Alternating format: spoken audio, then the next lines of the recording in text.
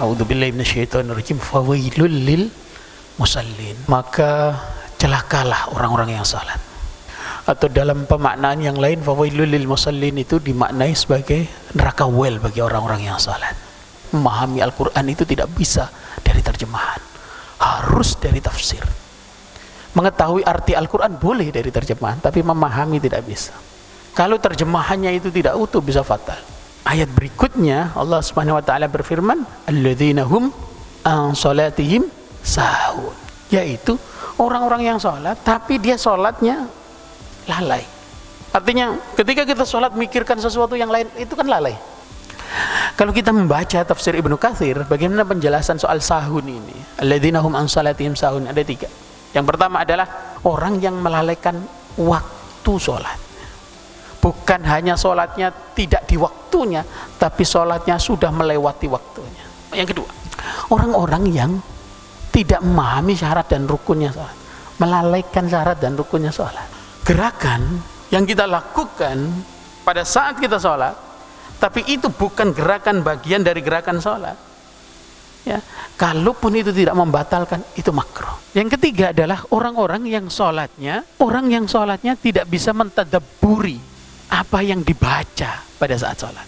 Ada satu kalimat yang paling banyak dibaca di dalam Al-Quran, di dalam sholat kita. Apa itu? Allahu Akbar. Itu paling banyak.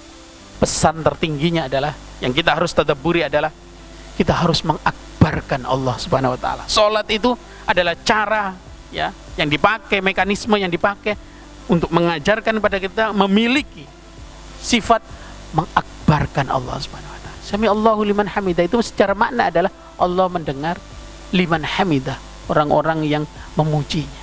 Maka sesungguhnya sholat kita itu bentuk pemujian kita, penghambaan kita kepada Allah Subhanahu wa taala. Ketika kita memuji Allah Subhanahu wa taala, sesungguhnya Allah akan memuji lebih banyak dari pujian kita kepada Allah Subhanahu wa taala. Lalu berikutnya, kita perlu juga lihat bahwa dalam satu doa iftitah, karena ada doa iftitah itu ada beberapa versi, ya, kita diminta untuk membaca inni wajjahtu wajhiya lilladzi fataras samawati wal ard. Aku hadapkan wajahku kepada zat yang menciptakan langit dan bumi. Itu salah satu bagian dalam doa iftitah.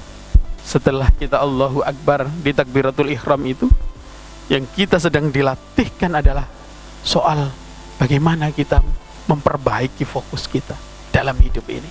Kemana fokus kita? Lilladzi fataras samawati wal ard, kepada zat yang menciptakan langit dan bumi. Jadi ketika kita salat, fokus kita kepada apa yang kita lafalkan dalam salat, apa yang, ya, kita lakukan, gerakan yang kita lakukan dalam salat, itu yang menjadi fokus kita. Ketika kita memahami, mentadabburi makna dari apa yang kita baca, apa yang kita lakukan, gerakan yang kita, ya, kerjakan, itu membantu. Gerakan salat kita dalam bacaan salat kita adalah kita membaca surah Al-Fatihah. Ini kita perlu tadabburi maknanya. Jangan sampai kita, ya, lewat saja, hanya kita baca saja. Kenapa? Karena sejatinya dalam Al-Fatihah itu ada hal-hal yang ingin ditekankan oleh Allah Subhanahu wa taala untuk menjadi nilai bagi kita.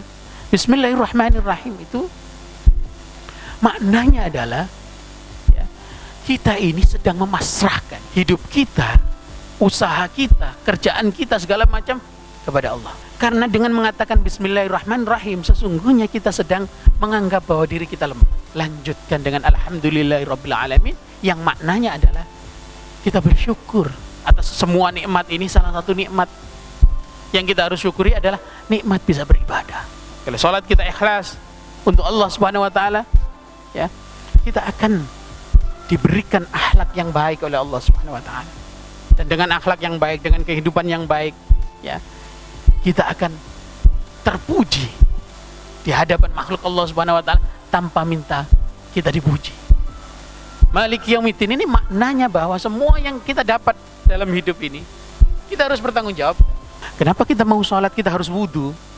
Ya, itu bukan lahiriahnya yang kita bersihkan semata, tapi batiniyah.